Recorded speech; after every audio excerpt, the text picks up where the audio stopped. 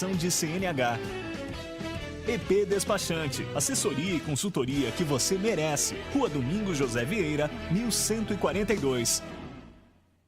Rofep, a maior e melhor empresa de controle de pragas de nossa região. Atendimento residencial, industrial e hospitalar. Tratamento para exportação de madeiras. E agora com operadora autorizada Centricon. Rofep, a única em qualidade, responsabilidade e garantia de serviços. Macato Concursos Públicos, o melhor curso preparatório do país, com corpo docente especializado, tecnologia de última geração e aulas com foco nos principais editais. Cursos preparatórios para concursos, OAB e pós-graduação. Carreira de analista judiciário e administrativo, atualização jurisprudencial com resolução de questões, carreiras policiais, fiscais e nível médio. Venha conhecer os nossos planos, descontos de até 50%.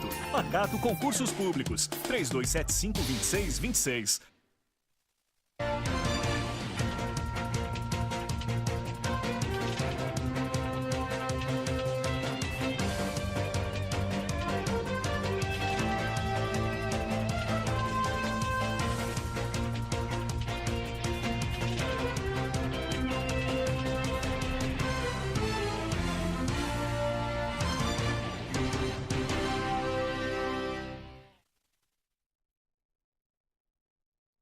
Cidade Livre, ao vivo dos estúdios da TVI para o canal 99 da NET. Lembrando que o programa também pode ser assistido pela internet através do site www.tvitap.com.br. É só faltar um dia que você já perde como grava esse comecinho. Fabiano, meu amigo, seja bem-vindo novamente ao programa.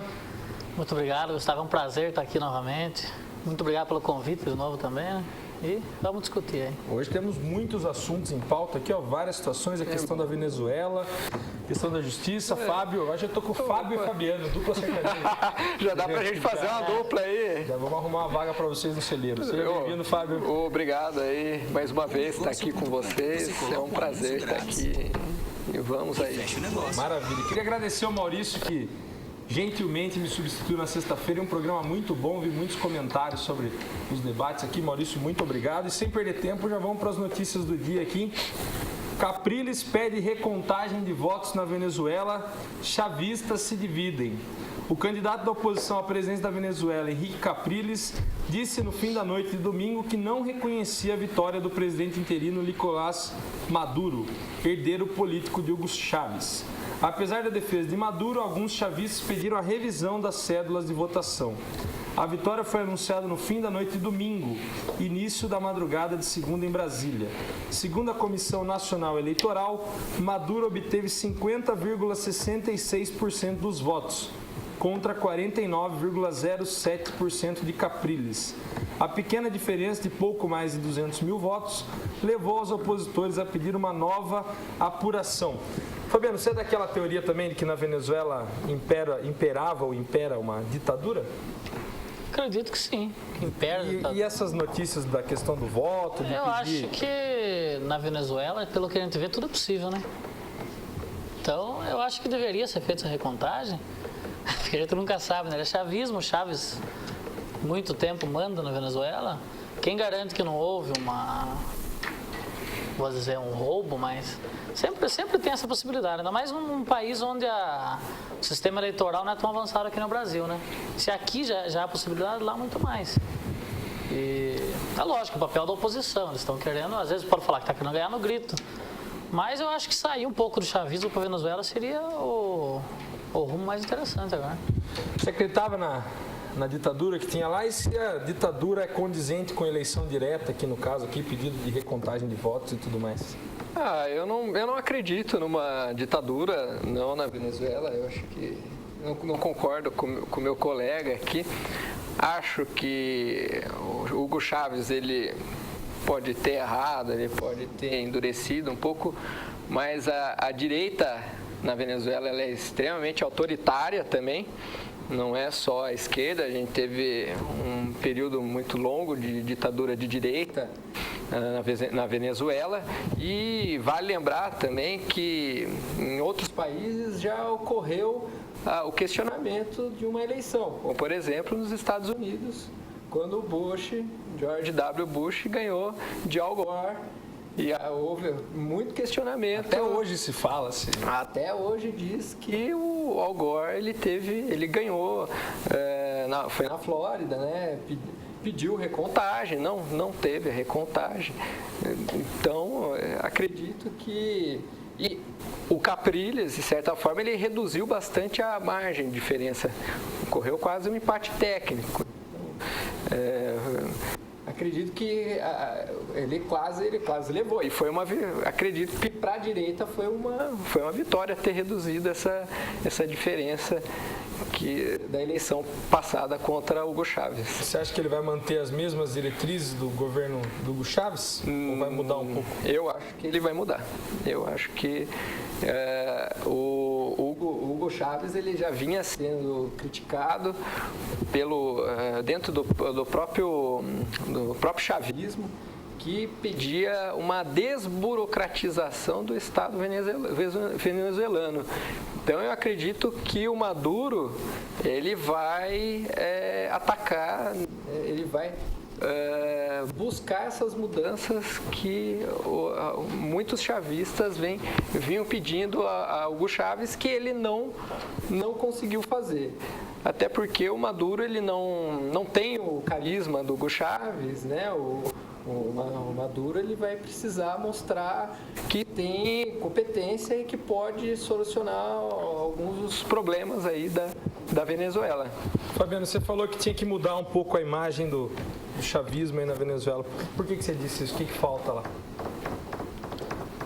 Falta muita coisa. Eu não enxergo, apesar de ter reformulado, a gente vê algumas reformulações, eu entendo a Venezuela como uma democracia plena. E eu acho que tem que mudar muita coisa lá mesmo. Talvez esse seja um passo, um avanço. A gente, olhando de fora, pode achar que está errado ou que está certo, mas nunca se sabe. Eu acredito até que o Brasil tem alguns problemas, não só o Brasil, mas toda a América Latina. Tem. Enquanto a Venezuela se reforçando, o Brasil melhora, o Mercosul melhora. Quanto mais a América do Sul estiver unida, muito melhor.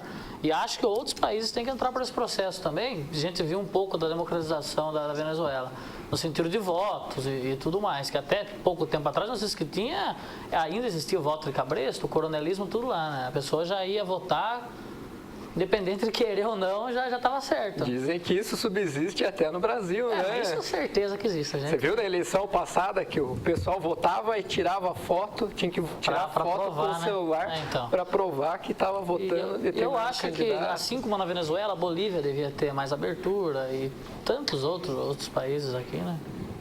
Acho que está começando um passo. Na Venezuela, o voto não é obrigatório. Você acha que o voto no Brasil também não deveria ser obrigatório? Eu acho que tem que ser obrigatório, sim. Eu partilho dessa ideia. Porque depois não adianta reclamar, né? A pessoa vai lá, reclama dos políticos, mas quem vota é o povo. Então, se é para decidir o futuro do país, do estado, do município, que tem que ser obrigatório. O que tem que haver é conscientização. Não adianta nada tirar o voto obrigatório, mas a pessoa não é consciente, depois vota por uma cesta básica, por um tênis e várias outras coisas. Então, tem que ser obrigatório? Eu acho que o voto ele foi estipulado como obrigatório, principalmente pela retomada da democracia no Brasil. Então, acho que como um processo de amadurecimento da democracia brasileira, foi necessário colocar o voto obrigatório. Talvez no futuro a gente possa liberalizar essa questão, deixar mais flexível, né?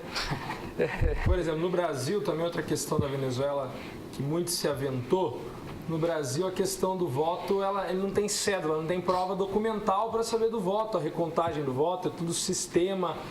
Muito se discute sobre isso. Você acha que o sistema eleitoral brasileiro é um avanço realmente? Isso é. O mundo partiu dessa ideia, né? Os Estados Unidos, inclusive, já veio fazer várias pesquisas do sistema eleitoral brasileiro. Apesar de não ser 100% seguro, eu entendo que a melhor forma de se haver eleição é o do Brasil. Eu vejo esses outros processos eleitorais em outros países, eu entendo que não dá muita margem a erro. O próprio processo eleitoral americano também tem sérios problemas. Horas, filas e filas. Aqui, por exemplo, a gente vê, né? Mas é a questão da fraude, qual é mais vulnerável?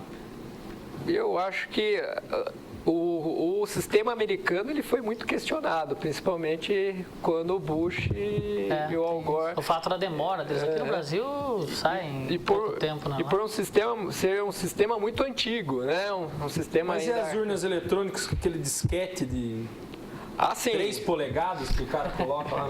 É confiável esse sistema? Eu acho que tem furos, né? Não pode já pré-determinar o que vai sair na votação? Eu acho que Isso ainda falhas. eu vi uma Prova reportagem... documental, a pessoa assinou a sua, assinou, acabou, né? Mas eu vi uma reportagem falando sobre isso aí, a vulnerabilidade da urna eletrônica. Existe a possibilidade, é claro. Sim. Como na votação também existe. Às vezes dão sumiço no canhoto. Como é que você vai mas se deu sumiço, acabou a eleição, daí tem que fazer de novo. Não, isso que eu tô falando. Não apareceu o seu voto, ou já está pré-determinado. Dizem agora, que... mas se sumir canhoto, não na eleição. Não, então, mas quem garante que na Venezuela não tem? Dizem que antigamente os canhotos, quando eles ficavam em branco, o pessoal, alguém preenchia, né? Ou seja, dava uma margem. Votar em branco não era tão branco assim. Não era, acabava beneficiando algum candidato aí. Mas acredito que o Brasil não pode parar de aperfeiçoar esse sistema, né? A gente criou um sistema, eu acho que o Brasil revolucionou aí, né?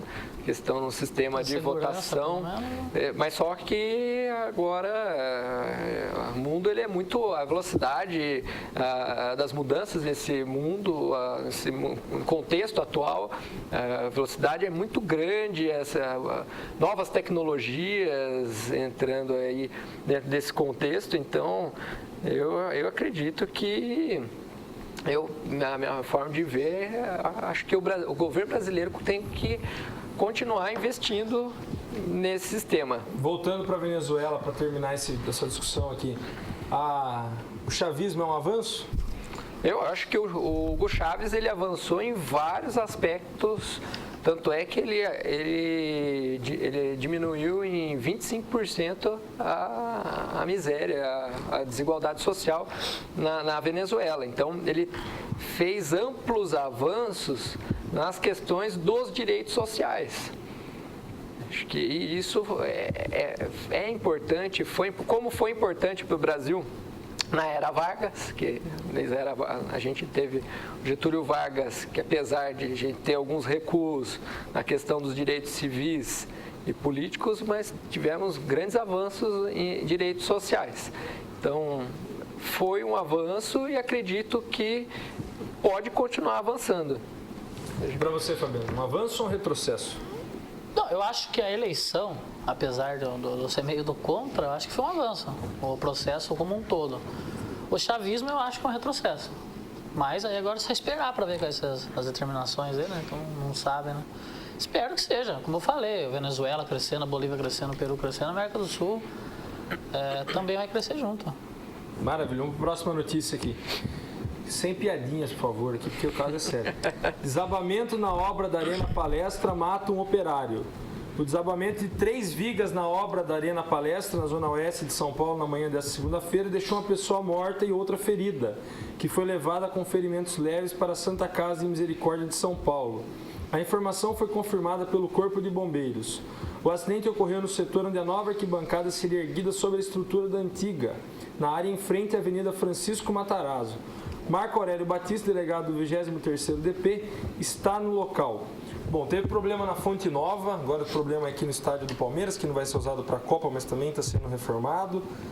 E essa questão dessas empreiteiras, dessas obras, você acha muito complexa a situação? Muito dinheiro público mal investido?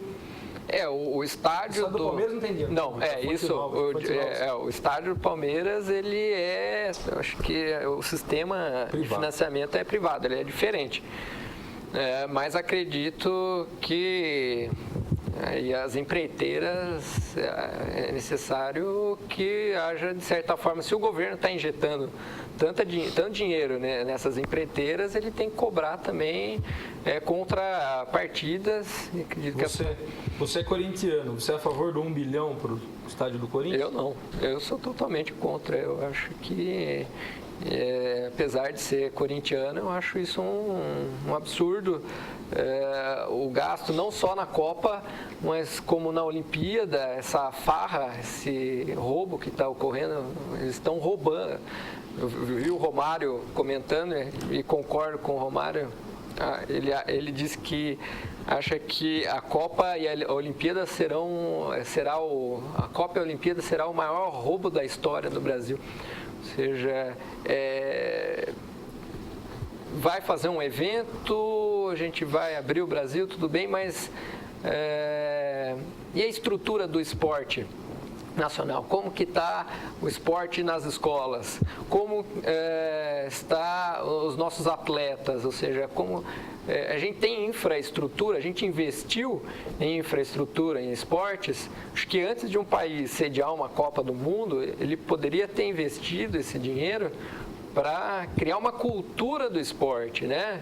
Ou seja, a gente vê na nossa cidade aqui, Itapetininga, e Itapetininga é uma cidade do interior de São Paulo, que ou seja, é o estado mais rico da federação. Imagine como que no Nordeste, no Norte, como que está a estrutura, né? Você é a favor da Copa no Brasil? E sem piadinha aqui, porque, cara, o que rolou de piadinha, tem que entender que morreu uma pessoa. Não, tem que entender, mas primeiro... Deve ser corintiano também. Não, São Paulino. Sou contra também, mas não por ser São Paulino, contra a injeção de dinheiro público em estádio privado. O que ele falou do Romário, ele falou que garante que próxima a Copa vai atrasar um monte de obra para que haja dispensação. Já está atrasado. Isso ele falou faz tempo, não foi agora, né? Isso ele falou já faz 2010, 2009. A gente já fala isso, desde o Pan-Americano já sabia que ia acontecer. E o estádio do Palmeiras eu estava vendo, o Ministério Público estava pedindo que parasse as obras desde 2011, né? Pelo que eu vi na reportagem. Porque eles falavam que a reforma do estádio sobre aquela estrutura área já existente ia causar esses problemas estruturais, que uma hora ia cair uma bancada, uma hora ia acontecer coisa pior. Havia o risco já? Havia o risco. Eles falavam o seguinte, que eles não querem que o Palmeiras fique sem estádio, eles querem o quê? Que demolisse o Palestra Itália e construísse um estádio novo, com outra estrutura totalmente diferente. Como foi feito em outros lugares. A maioria dos a Fonte Nova foi demolida, apesar de ter problema. O Wembley é o mais famoso, dos mais famosos do mundo, foi destruído. E eles não quiseram. O Ministério Público tentou, a Justiça não determinou também, continua. Agora aconteceu isso aí, né? Já era uma tragédia anunciada. Por negligência também do poder público. E, infelizmente morreu a pessoa, mas o Ministério Público estava falando isso faz 2 anos. Se eles tivessem ouvido, tinha demolido e construído outro totalmente novo, sem problema nenhum. Então você também é contra 1 bilhão para o estádio do Corinthians? Sou contra 1 bilhão para o estádio do Corinthians, para o estádio do Brasil. Copa do Mundo eu acho que traz uns avanços também, a infraestrutura. Mas eu acho que o Brasil é um país rico, teria a possibilidade de conseguir. Lógico, o governo tem que investir, mas investe na infraestrutura. Que nem para não passar vergonha, né? Até pra... que vai chegar, vai estar. A África do Sul não passou vergonha, o Brasil passou. Aeroporto, esses dias ficou parado o aeroporto de Guarulhos várias horas. O aeroporto internacional de Guarulhos. A pessoa vai vir de outro país aqui, chegar e ficar 5 horas parado no aeroporto. Mas dizem que vão fazer o remendão, né? Vão abrir aeroportos militares para voos comerciais. Eles vão fazer Porque na verdade você vê São Paulo, o estádio do Corinthians ficou lá na última estação do metrô da Zona Leste, longe a dedéu do centro de São Paulo. Você não vê uma infraestrutura, você não vê ruas sendo abertas. Você vê a mesma avenida que tinha muito tempo, tá lá, e estreita ainda, padrão de São Paulo. Se realmente vai investir na Zona Leste, como fez, por exemplo, na Olimpíada de Barcelona, eles reestruturaram uma região. Inteiro, na Olimpíada de Londres. Deixou um legado para a cidade. Deixou um legado, já havia uma reestruturação da cidade. Agora aqui, pelo pouco que a gente vê o legado, que é um monte de elefante branco, né? Você vê no Rio de Janeiro. Os elefantões aí, né?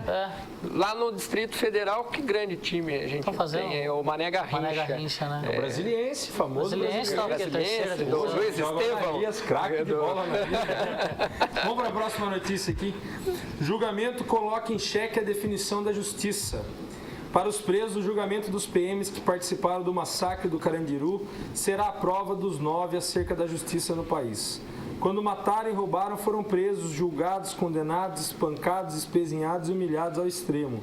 Sobrevivem em celas lotadas, fétidas e em condições subhumanas. Mas só agora aqueles policiais que entraram na prisão na senha de assassinar o maior número possível de pessoas, desarmadas e já nuas, começam a serem julgados. Fomos tirando as roupas para mostrar que não iríamos enfrentar a polícia. Por meia hora eles mataram gente, declarou aqui o Francisco Lins, que era um dos presos na época do massacre do Carandiru. O que representa esse julgamento para a justiça brasileira, para o Estado de São Paulo, para a Polícia Militar, para o regime, sistema carcerário? Pode ser uma mudança de paradigma, hein? Eu acho que o Brasil tem uma herança extremamente autoritária, né? E apesar de o Brasil teve avanços em direitos civis e depois de 1988 avanços em direitos políticos, apenas agora que o Brasil começa a avançar em direitos civis. E isso mostra, ou seja, esse episódio Carandiru, se ele não tiver uma resolução que olhe o lado dos detentos também, vai mostrar que existe na justiça brasileira um peso para uma camada da sociedade e outro peso. Ou seja, não há direitos iguais. Nem todos têm o mesmo direito de defesa no Brasil. Então, acho que... Para você foi um massacre. Foi um massacre. Isso, o Carandiru foi um massacre. E para você? Foi um massacre, foi uma covardia, né? Eles abusaram do poder que tem, quanto o máximo possível da pena. Tem que ser o... O que isso representa para o sistema carcerário nacional, para São Paulo, a polícia militar, no caso? É um avanço para os direitos humanos. E também um alerta para os policiais militares que não é só chegar e ir batendo. Aquela história, primeiro bate, depois se pergunta. Isso a gente vê aqui, não tem tanto, pelo que a gente saiba, né? Mas a gente vê em São Paulo... A truculência, né? Muitos casos de abuso de poder por parte da polícia. Mas que é reflexo da nossa sociedade. Lógico. Isso a gente não pode também jogar... Mas eu Como tenho assim, outra reflexo da sociedade? A sociedade brasileira é extremamente autoritária. Ou seja, o modo como a polícia ela agiu, ela reflete a cultura autoritária que existe não só no Brasil, mas em toda a América Latina. Você quer dizer que muitas pessoas acham que tinha que entrar lá e matar mesmo? Sim. Acho que a maioria pensa isso, fala a verdade pra você. Isso naquela época, quem ordenou foi, acho que era o coronel da época, né? Já foi o Biratã, destino, ele já foi até, não é ele que foi... Condenado a 600 anos, já foi morto. Foi morto também. Então, a mesma violência que ele fez com uns, fizeram com ele. Então é um ciclo vicioso também, por culpa, que nem ele falou, A maioria da sociedade pensa, não, tem que entrar lá e matar todo mundo. Mas não é assim também, né? Tem muita gente... Lógico, tem gente que está cumprindo pena. Mas não se cumpre pena, ninguém tem direito... Não, isso que eu estou falando, está cumprindo pena. Tem gente que fala, mas só tem gente ruim lá dentro. Não. Porque é uma minoria, né? O que o que a gente pensa, a função da lei é ressocializar a pessoa. Não tem condição de ressocializar onde era o Carandiru. Você vê as imagens como era lá dentro. E hoje tem? 20 anos? Continua não tendo. 21 anos depois? Apesar do gasto enorme do governo federal, estadual, em penitenciários, não tem condição também. Por isso que a pessoa entra lá, sai pior a faculdade do crime que fala, né? A pessoa nunca sai ressocializada, muito difícil. E se a gente reduzir a maioridade penal, a gente vai entregar... Pode fechar o Peixoto Gomide e fazer cadeia. Não que quem estuda lá merece, mas é porque não vai ter lugar para prender todo mundo. Não vai. Sim, Agora já tem lugar. Você furtou a chupetinha do menino quando está na escola, prisão perpétua. Sim. Ou seja, você vai entregar o jovem de bandeja para o crime organizado. Da faculdade do crime. Ou seja, para a universidade, eles chamam de universidade. Mas vamos mudar o debate. A repressão é o melhor remédio para a segurança pública? Não, imagine. A gente está... A repressão você está agindo na consequência e não na causa. Você tem que agir na onde? Na desigualdade social. Você tem que reduzir a desigualdade social. Você tem que ampliar o direito de defesa a todos. Ou seja, aqui no Brasil, nem todo mundo tem acesso a um advogado. Ou seja, se eu não tenho dinheiro, eu vou estar nas mãos da Defensoria Pública. E a Defensoria Pública, a gente sabe, apesar do grande trabalho que eles fazem, ela carece... processo também. Ela carece de investimento em infraestrutura. Acredito que investimento na justiça, no advogado do povo seria de suma importância para trazer direitos igualitários. Fabiano, e muito se debate essa redução da maioridade penal e do sistema carcerário brasileiro que vem de encontro a isso. Mas e o menor de idade que, por exemplo, o Champinha, por exemplo? O Champinha está preso até hoje, né? Ele foi considerado deficiente mental, né? Ele não vai sair de lá nunca também. Não preso, né? Não, ele está internado. Ele está internado, né? No estabelecimento da Secretaria de Saúde, nem da administração penitenciária, né? E eu acho que vai ser reduzido, eu acho que no futuro próximo vai ser reduzido, porque é o clamor popular também. Mas eu acho que, como ele falou, eu acho que não vai resolver muita coisa. Porque se não resolve com os maiores de 18, não vai resolver com os menores entre 16 e 18. E a gente vai jogar um dinheiro que custa caro. O sistema prisional, ele custa muito mais caro, por exemplo, que o sistema de educação. Você pegar um detento per capita e o aluno per capita, o aluno, ele custa bem menos. Se for investir esse dinheiro em educação de qualidade, saúde de qualidade, como você falou, acesso aos direitos elementares. Direitos como educação. Mas tem gente que não... tem gente, eu acredito que tem gente que já nasce com aquela índole de fazer alguma coisa. Mas tem pessoas que são levadas pelo clima, pelo ambiente que elas estão. As lideranças negativas, desde pequenininho, as lideranças negativas, é lá o traficante, cheio de dinheiro, carro, mulher, viagem, o cara fala, o cara é traficante. Ele fala, mas faz um concurso aí, mas que eu ganhar 700, 800 reais, o traficante aí ganha não sei o quê. Só que não adianta nada. Você vê, que nem eu falo, você não vê traficante aí com 40, 50 anos, não chega. A criança tem que ver por outro lado. Só que crescendo num ambiente onde só vê a parte ruim do que o governo deixa de lado, que segrega toda essa parte da cidade, do estado, então, se não investir em educação, saúde, moradia, não vai adiantar nada. Vai continuar tendo crianças, depois vão querer reduzir para 14, para 12 anos, sempre vai ter isso aí, então... Daqui a pouco, já o cara nasceu... Vamos diminuir para 14 agora. Daqui a pouco roubou a chupeta, já está preso. Mas, realmente... O sistema carcerário brasileiro, ele ressocializa ou não? Ele é excludente? Não, ele não socializa, não. Ele não ressocializa. Mas ele é excludente, excluído da sociedade, pronto? Assim, ele é para uma boa parte da sociedade que não teve acesso, né, a esses bens. Ou seja, é para uma camada da população que não teve acesso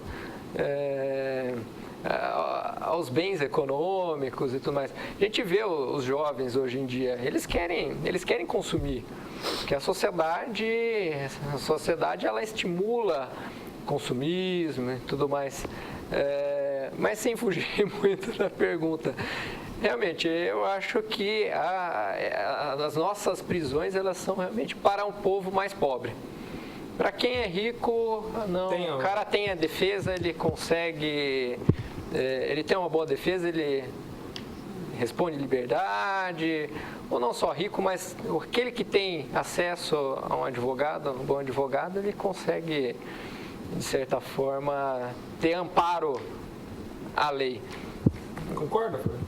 Concordo. Se for analisar proporcionalmente a população carcerária, você vai ver que a imensa maioria lá é classe D e E.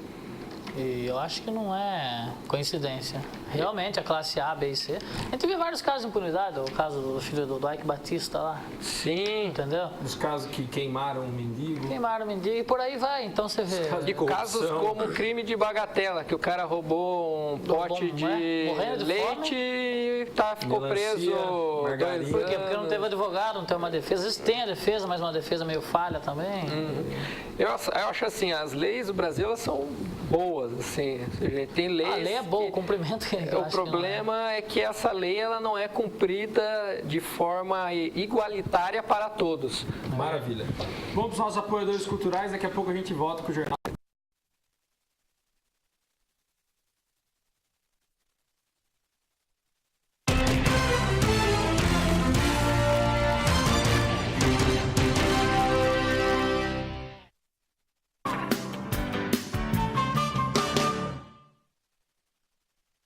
Pacato Concursos Públicos, o melhor curso preparatório do país, com corpo docente especializado, tecnologia de última geração e aulas com foco nos principais editais, cursos preparatórios para concursos, OAB e pós-graduação, carreira de analista judiciário e administrativo, atualização jurisprudencial com resolução de questões, carreiras policiais, fiscais e nível médio. Venha conhecer os nossos planos, descontos de até 50%.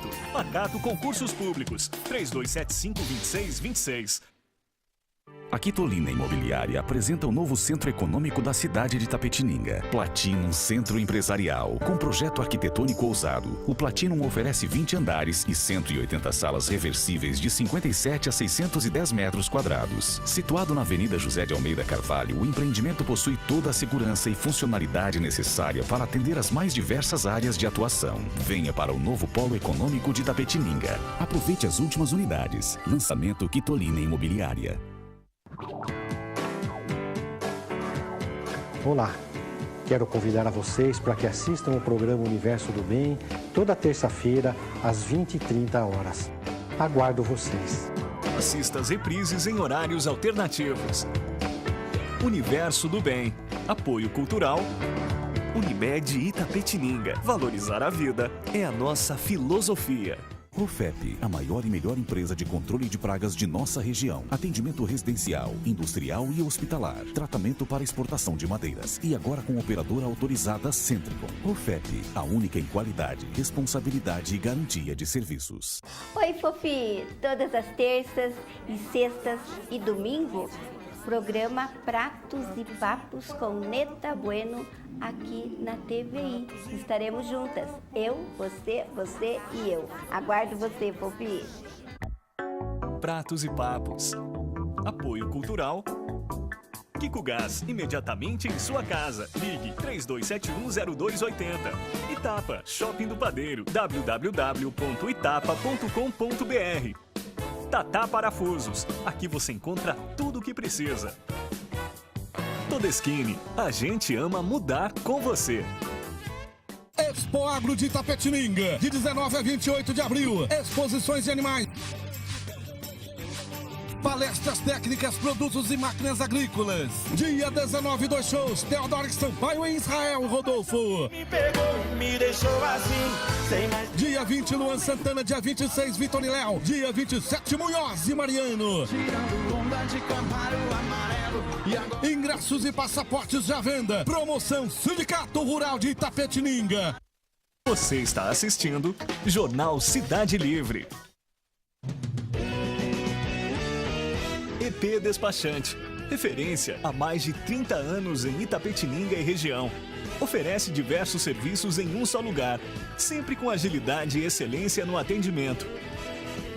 Licenciamento, transferência, recurso de multa, defesa e renovação de CNH. EP Despachante, assessoria e consultoria que você merece. Rua Domingos José Vieira, 1142.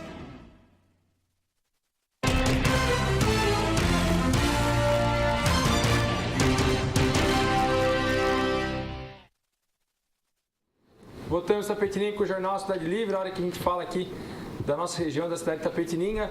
Hoje com o Fábio e Fabiano, ó, gostaram, né? Dupla sertaneja. Ele vai tocar na Expo Agro, né? Fábio e Fabiano. R$50. Essa caneca bonita aqui, ó, do Cidade Livre, vocês encontram lá no www.amendoinstore.com.br. Tem essa e vários outros presentes. Tem do Walking Dead, que eu achei legal, uma caneca bonita que vocês fizeram. Vocês vão dar pra gente, né? Essa Claro, caneca. com certeza, uma bagatela de... Vamos para a próxima notícia aqui. Prefeitura recua e decide realizar a Copa Baby. Após repercussão negativa do cancelamento da Copa Baby, a Prefeitura de Itapetininga informou que realizará a competição em maio. O recuo ocorre após a pressão da Câmara Municipal, escolinhas de futebol e pais e crianças que participavam do torneio infantil. Na semana passada, o jornal Correio de Itapetininga publicou uma matéria sobre o cancelamento.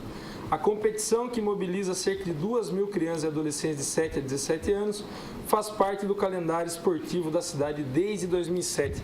Importante investir em esporte, na sua opinião, Fernando? Importante, não? Ainda mais... O que o esporte auxilia aí a evolução da sociedade, das pessoas? Principalmente para os jovens, crianças, jovem que está formando a personalidade ainda, o esporte eu acho que é um dos instrumentos mais importantes dentro do município para investir, para implementar tudo isso aí. Por quê? Porque eles não aprendem só a atividade esportiva, eles aprendem noções de cidadania, de respeito. E aí nesse caso, acho que foi a decisão acertada também, né? Já cancelou muita coisa esse ano, né? Só não cancelou o aumento dos secretários, mas Carnaval, Copa B, tá querendo cancelar tudo. E qual que é a sua avaliação da política para os esportes amadores aqui em Itapetininga? Tem incentivo, não tem incentivo? Itapetininga é um polo esportivo do estado de São Paulo? Muitos times grandes vêm jogar. Não, gente, acho que o Itapetininga está atrasado nessa questão. Falta tudo, trazer patrocínio e com isso investimento nas categorias de base. Você vê que esporte que a gente tem aqui. Faz quanto tempo que você não assiste um jogo qualquer, de um esporte qualquer da seleção de Itapetininga? Nossa, hein? Acho que desde quando eu era criança fui assistir jogo do Derac, quando eu era moleque. Faz tempo, você já confidenciou sua idade, então faz tempo. E você, Fabiano, faz quanto tempo que não vai assistir um jogo qualquer, de um esporte qualquer? Faz daqui da cidade de Itapetininga. 5 anos que tava aquele time, acho que era Roma, não. O Roma, Que foi para o Capão Bonito. Também foi para o Capão Bonito por falta de investimento. Acho que foi a última vez que eu passei para dar uma olhada. Inclusive, até teve uma torcida aqui, né? Tinha ônibus que ia assistir. Mas por falta de investimento, que é o que mais acontece aqui em Itapetininga, também não foi um projeto que teve futuro, né? E o que pode ir para frente, na sua opinião? Como que a gente pode alavancar essa ideia aí? Parceria com o patrocinador, parceria com empresas? Parceria com o patrocinador. Incentivo da prefeitura? Prefeitura. Hoje em dia você vê a Caixa Econômica Federal, Banco do Brasil, eles têm aquele direito de investir no esporte. Inclusive, não é só direito a dever, né? Eles têm uma parcela da receita deles para isso. Dinheiro tem, né? Dinheiro tem, falta boa vontade, eu acho. E até porque aqui em Itapetininga o esporte nunca foi, assim, procurado desenvolver tudo aqui, né? Você vê no máximo aí, nos jogos regionais mesmo, você não vê Itapetininga, apesar de ser umas maiores cidades aqui da região, pelo menos, você não vê Itapetininga entre os primeiros, né? Está na segunda divisão, né? Agora acho que subiu agora esse ano para a primeira divisão, mas também não vejo muita diferença, não, pelo E o Campeonato Varziano de futebol, acho que é o mais... O Campeonato Varziano, acho que ele, no Brasil todo, ele é importante, revela jogadores. Sei que o Leandro Damião, ele veio do Varziano. O Edson também. O Edson, se eu não me engano, acho que o Paulinho jogava futebol de salão, né? Acho que... Aqui no estado de São Paulo, o futebol varziano é bem forte. Na cidade de São Paulo, no outro dia eu estava vendo reportagem de times com folhas salariais maior que tem o profissional. É investido. Aqui em Itapetininga você vê bastante. O Campeonato Varziano tem bastante time, né? Tem uma disputa sadia, legal aí. E por que cidades menores que Itapetininga conseguem até ter times com mais destaque ou time no cenário nacional, aí, tanto como vôlei, futebol, basquete? O handball, né? Que a gente vê que o handball que é tão... Xadrez. Aqui em Itapetininga, acho que a gente tem um pessoal que gosta do tênis de mesa e acho que existem algumas tradições aqui na nossa cidade. Tem bastante tradição também. Judô, vôlei, ciclismo, né? Eu acho que a gente não pode ficar só no futebol, né? Porque, futebol... Já que esporte é só jogar bola.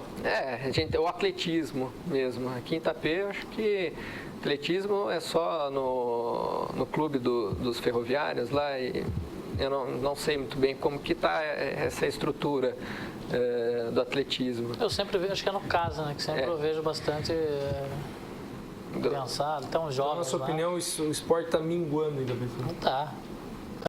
Retrocedendo mais. Mas não só Itapetininga, você vê no Rio de Janeiro, vai sediar a Olimpíada, o velódromo... Vai ter que construir de novo. Vai ter que desmanchar e construir de novo. E onde que esse pessoal vai treinar? Mas lá com agora, certeza iremos muito bem. Falando em futebol, lá agora só tem o estádio que tem lá, são os do entorno ali do Rio de Janeiro, né? Porque o Engenhão não está funcionando, o Maracanã não está funcionando. Está expulsando o Índio ainda por causa. Está expulsando os Vamos para a próxima notícia aqui, falar um pouco mais de Itapetininga. Di Fiore confirma a vinda de fábrica de autopeças para Itapetininga. A fábrica Toyota irá se instalar em Itapetininga. A confirmação foi feita pelo prefeito Luiz Di Fiore do PSDB na tarde desta quinta-feira, dia 11, quinta-feira passada. Executivos da empresa vieram do Japão para uma reunião com a equipe da prefeitura que cuidava do projeto. onde foram definidos os detalhes da instalação no município. A chegada de uma grande multinacional do porte da Toyota pode abrir as portas para um setor industrial novo e rentável para o município, o setor de autopeças, afirmou Di Fiore. Novos tempos na cidade? Pelo visto, sim, né? Pelas empresas que estão vindo. Apesar que essa é a maior, né? Que foi anunciada semana retrasada, acho que era 45, 50 empregos. Qual? Com Cresul? Com Cresul, né? Essa aí já é bem maior. Até onde eu vi 90 empregos, 300, né? 300 empregos, né? E a primeira fábrica dessa empresa na América Latina também. Diretos e indiretos, né? 300 diretos. Acho que é 90 diretos, parece. Hoje em Mas dia... já é um avanço também, né? Itapetininga, que quase não tem. Tem meia dúzia de empresas grandes mesmo que dá emprego e salário. Você é a favor da isenção fiscal, da doação de terreno para empresas? Eu acho que se for benéfico para o município, no sentido de que a empresa vai preferir se instalar em Itapetininga do que em outro, O que é benéfico para o município? Benéfico é ter emprego, é ter infraestrutura, vai aumentar a receita, porque tem aquele repasse constitucional do ICMS. Então, quanto mais empresas tiver, eu acredito ser melhor.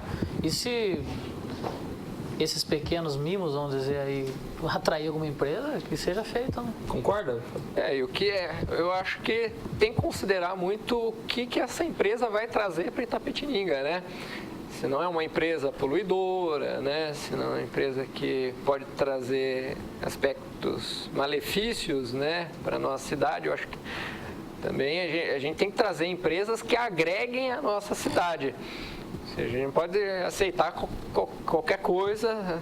Por exemplo, está se debatendo uma indústria de tabaco. Você é a favor da indústria de tabaco? Aí você me pergunta. A questão da indústria do tabaco, né, ela envolve toda uma cadeia produtiva, a produção do tabaco, como que é produzido esse tabaco, se é empregado mão de obra escrava ou não. E depois, para quem serão os consumidores? Eu acho que o Estado, ele, de certa forma, ele regulamenta bastante essa questão do tabaco, né? O Estado, ele restringiu bastante. Vejo que as pessoas têm fumado cada vez menos, assim. Então não teria importância para você? Contanto que não traga prejuízos para o meio ambiente, que tenha traga um projeto para a cidade, acho que... E você concorda com isso? Eu concordo. Se é legalizado, eu não discordo. Se tivesse uma empresa de indústria de armas... Também não vejo problema. Não? Eu acho que não. Eu acho assim, se é legalizado, eles estão fazendo tudo dentro das normas das leis, tem que ver, que nem ele falou, fiscalização sobre o trabalho escravo, sobre a periculosidade, a insalubridade lá dentro, tem que ser tudo analisado. Como mas que se são as condições de trabalho fiscalização ali pelo Ministério do Trabalho e tudo mais, e eles estiverem recolhendo imposto e tudo mais... Acho que não tem problema nenhum. Agora, cada vez mais a gente vê falar no mundo sustentável, aquecimento global, enfim, essas teorias aí do caos, teoria do caos. Armagedon, tá chegando. Armagedon. Uma instalação de uma empresa, dependendo de como ela prejudica, tem o passivo ambiental. Você acha que as prefeituras, elas se preocupam com isso ou é mais a questão de se instalar e pronto? Eu acho que atualmente está mais preocupação. Vamos instalar, vamos... falar pro povo que tem uma empresa agora, tá aí um placebo para eles pararem de pegar no pé da prefeitura. Eu não vejo até hoje, pelo menos em questão de notícias, essa preocupação socioambiental, de desenvolvimento sustentável, pelo menos aqui na região. Pelo que eu estou vendo, quem vier, eles estão instalando, né? E você concorda com isso? Eu concordo. Acho que, de certa forma, eles estão brigando pelas empresas e não estão vendo muito bem essa questão. Por exemplo, a questão trabalhista, como que é essa empresa? Você fala, empresa do tabaco e tal, mas a gente vê a Foxconn, que é uma empresa chinesa que veio para o Brasil, que produz a tela de tablets, smartphones. Aí, essa empresa ela tem sérios problemas trabalhistas lá na China. Tem casos de operários que se mataram nessas fábricas por causa do trabalho extremamente penoso e exploratório. A gente acha que aqui não tem, você está vendo uma reportagem também, Piracicaba foi encontrado uma fábrica de roupa, tecido, que tinha, acho que, se eu não me engano, 14 ou 24 bolivianos, todos em regime de trabalho escravo. Em Piracicaba, que é aqui perto, não se imagina, mas aqui não tem, deve ter lá no Pará, na Amazônia, mas aqui tem também. Se for bem investigado, bem fiscalizado, eu não vejo problema. Também acho, acredito que... A questão do passivo ambiental, você acha que as prefeituras elas se preocupam com isso ou elas só querem instalar empresa boa, como ele disse, que é mais um placebo? Pelo que eu vejo aí, poucas empresas têm se preocupado, assim, um pouco de olhar pelo senso comum, assim, pelo que a gente vê na mídia, pelo que a gente vê nas cidades que a gente visita e passa. Realmente, poucas cidades têm uma preocupação e poucas cidades têm o quê? A capacidade de exigir que venham empresas responsáveis. Tipo, eu tenho estrutura, eu tenho mão de obra, eu tenho uma qualidade de vida aqui. Se você instalar a sua fábrica, seus funcionários vão viver numa cidade boa, tudo mais, né? Então, acho que às vezes se você não tem muito que negociar, você acaba cedendo. Vamos para a próxima notícia, que é uma notícia que pegou de surpresa os cidadãos itapetininganos. Garotos são detidos com arma dentro de sala de aula em Itapetininga. Saiu aqui na TV Tem. 2 adolescentes de 15 anos foram apreendidos com uma arma dentro de uma escola estadual em Itapetininga. De acordo com a Polícia Civil, a apreensão ocorreu após uma denúncia anônima na manhã desta segunda-feira. A ocorrência foi registrada no 1º Distrito Policial da cidade. De acordo com o delegado responsável pelas investigações, Marcos Tadeu Cardoso, a denúncia apontava que estudantes estariam com arma dentro da sala de aula. A polícia militar responsável pela ronda escolar foi acionada. Com os nomes dos supostos envolvidos, dirigiram-se até a direção e informaram sobre o que estava ocorrendo. Grave essa situação? Dentro da sala de aula armado? Gravíssimo, não? Não só por estar dentro da sala de aula, mas 15 anos, né? Você acha que tinha que ter uma segurança para entrar na escola, igual tem em banco? Será que vai começar a repensar isso agora? Acho que vai complicar mais ainda. Eu acho que não tenho opinião formada sobre se deveria ou não, mas eu acho que se tivesse, só ia tornar mais caótico o ambiente lá dentro. Por exemplo... A gente vai transformar em cadeias mas agora, no caso, você como professor, Fábio, Tiros em Columbine, aquele documentário que fala do que aconteceu nos Estados Unidos, o que aconteceu em Realengo, também já aconteceu nos Estados Unidos várias vezes, uma arma de fogo dentro da escola, é um caso grave. Gravíssimo. Não teria que se repensar também essa segurança dentro da escola ou para ter acesso à escola? Eu acho que o que poderia se repensar é a assistência social que se dá a esses alunos. Ou seja, se você identifica desde muito jovem alguns problemas, o Estado ele tem que oferecer, ele precisa criar mecanismos com que faça que esse indivíduo ele não entre nesse caminho. Então, eu acho que faltam medidas efetivas para combater, ou seja, a violência na sociedade, e começa da escola. Mas, por exemplo, no caso que aconteceu aqui em Itapetininga, uma criança armada, uma criança de 15 anos armada, adolescente, não poderíamos ter visto aqui em Itapetininga algo semelhante ao que aconteceu no Rio de Janeiro? Talvez por falha na segurança, e no caso, nunca se pensou a segurança na escola, não só para a escola pública, mas também para a escola particular. A catástrofe pode acontecer em qualquer lugar. Mas veja, né, nossas escolas estão cada vez parecendo mais prisões, né? Em São Paulo, eu não tenho dúvida disso. São Paulo é cadeado, tem...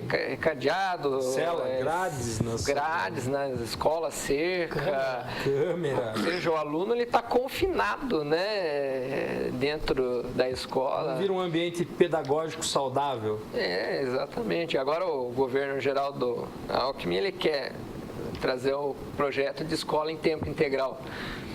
Eu questiono muito, se a escola em tempo integral não for de qualidade, ela vai servir para quê? Vai ser pior, né? Para aprender, é uma espécie, aprender o rapaz lá dentro, deixar o rapaz mais horas preso. Então, eu acho que isso não vai pelo combate a consequência, a gente tem que combater a causa. Concorda? Eu acho que tem que combater tudo, investigar tudo, porque coincidência ou não sei. Esses 3 casos que você citou, Columbine, outro Estados Unidos e aqui de Realengo, todos ocorreram por quê? Pelo bullying. Eles vieram lá se vingar. Não estou justificando nem defendendo esses moleques de 15 anos aí. Mas quem garante também que eles não foram a vida inteira vítima de bullying e entraram lá? Então tem que, como ele falou, tem que ter um acompanhamento do assistente social, do psicólogo, para verificar se está havendo todo esse problema, não só com a vítima, quanto com o agressor também. Às vezes o agressor também é vítima, independente do... Ou já foi vítima, né? Já foi vítima. Esse caso do Realengo, mas ele foi vítima de bullying por muito tempo, né? Daí chegou e fez isso. Nesse caso, esse rapaz de 15 anos, tu não sabe se ele sofreu chacota, tudo isso aí. Deveria ser investigado, porque também os psicólogos... Eu entendo que deveria ter o setor... da parte da pedagogia, a psicologia dentro de toda a escola. O setor dentro do estado, do município, que eu acho que já existe, os alunos para... Já existe, mas a gente vê que, de certa forma, não está cumprindo de lado isso aí também. Porque atualmente o professor, ele é conselheiro, ele babá. É babá, ele é pai, mãe, tio, avô. Eu acho que o professor... Está faltando uma assistência maior para os professores? Sim, está faltando dividir um pouco mais a responsabilidade. O Estado está jogando muito peso em cima do professor. O aluno está com problema, a culpa é do professor. O aluno está indo mal, é culpa do professor. Ou seja, a gente precisa repartir isso daí. Na escola... Ou seja, a educação ele tem que vir de casa. Vem de casa, exatamente. O professor está ali para passar uma educação formal para esses meninos, para esses jovens. Mas... E o caso de bullying, você como professor, é mais frequente na escola pública, na sua opinião? Ou é... Eu acho que na escola pública eu vejo que é menos frequente. Eu acho que mas acontece.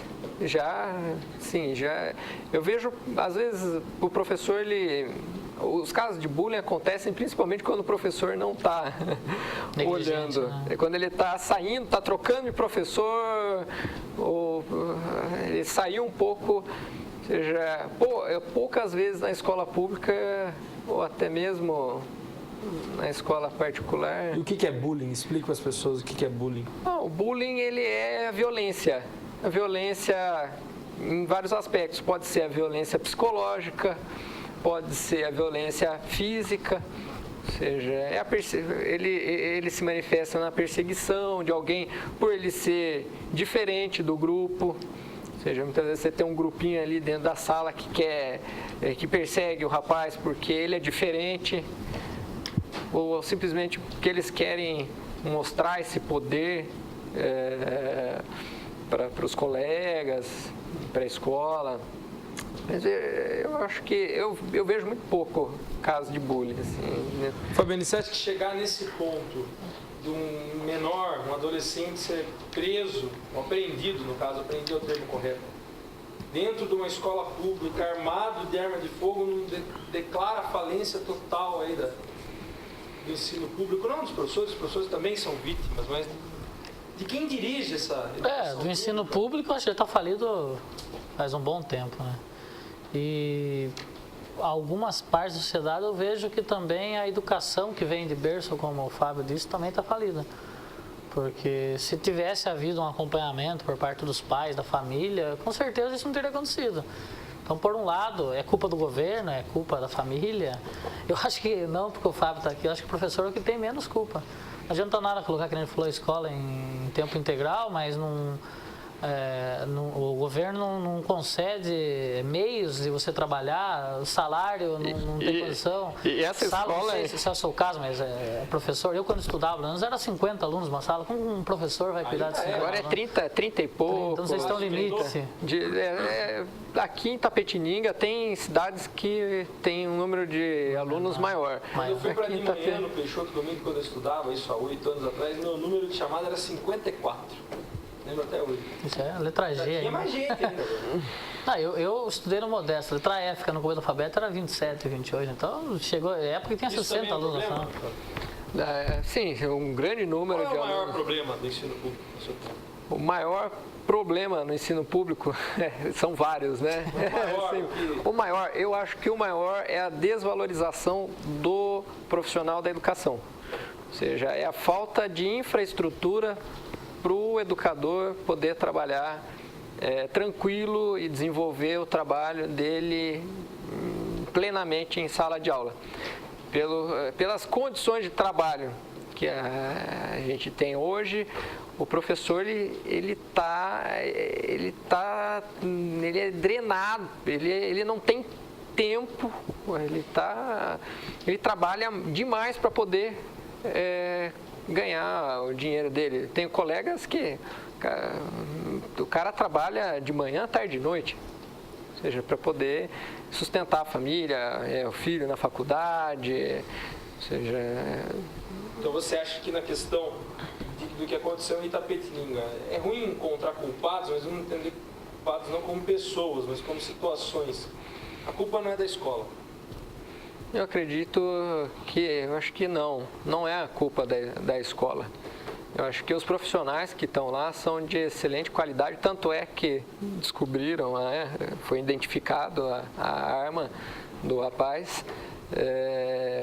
Eu acho que falta ferramentas, falta mecanismos que vão além da escola. E a culpa é da escola nesse caso? Acredito que não. A culpa é de quem nessa situação? Ou é de alguém a culpa nessa situação? Acho que não é de alguém ou de uma instituição, acho que é da sociedade como um todo que proporciona e possibilita isso. Que tem outro fato também, onde ele arranjou essa arma, como ele conseguiu essa arma, ele é um excluído da sociedade. Exatamente. São vários problemas em que a escola é a que tem menos culpa. Até porque com certeza não conseguiu essa arma na escola, né? Conseguiu essa arma na vila, algum jeito ele conseguiu. Então a escola não tem a mínima culpa. Né? Então publicaram aí, foi apreendido 2 adolescentes com arma de fogo lá na escola. Não saiu o nome da escola, que infelizmente não está na reportagem, mas um caso grave aqui que realmente se tornou noticiário em Itapetininga, muitas pessoas comentando o que aconteceu. Eu queria agradecer a presença de vocês, Fábio, sempre bom ter você no programa, volte sempre, é um prazer ter você aqui. Obrigado, Gustavo, aí, muito bom, obrigado pro telespectador, boa noite a todos aí, obrigado pela atenção de vocês que assistiram a gente. E o colega aqui foi muito bom, tá? O colega agora a dupla aí. Fábio e Fabiano, tá um nome bom de dupla sertaneja. Fabiano, volte sempre, prazer ter você aqui. Foi um prazer participar de novo. Um programa que eu acho que incentiva a discussão dentro dos problemas de Itapetininga também. Foi um prazer ter o Fábio como companheiro aqui. E depois a gente conversa sobre essa dupla, hein? Maravilha, então esse foi o nosso Jornal da Livre de hoje com o Fábio, queria agradecer de novo, Fábio e Fabiano, até rimou.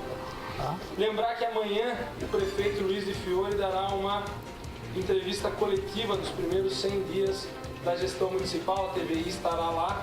E aqui no programa, para debater sobre a reportagem que nós faremos, sobre a questão lá da entrevista coletiva do de Fiore, estará o Fernandinho Rosa, o vereador, o professor Jovir, e um outro vereador da oposição que ainda estamos debatendo quem será. Então amanhã é imperdível o programa, 100 dias do Luiz de Fiore, com a entrevista coletiva dele, falará aí sobre as principais obras do início do governo. Esse foi o nosso Jornal da Livre de hoje, gostaria de agradecer nessa segunda-feira fria de outono em Itapetininga. Fiquem com Deus e amanhã a gente está de volta. Até lá.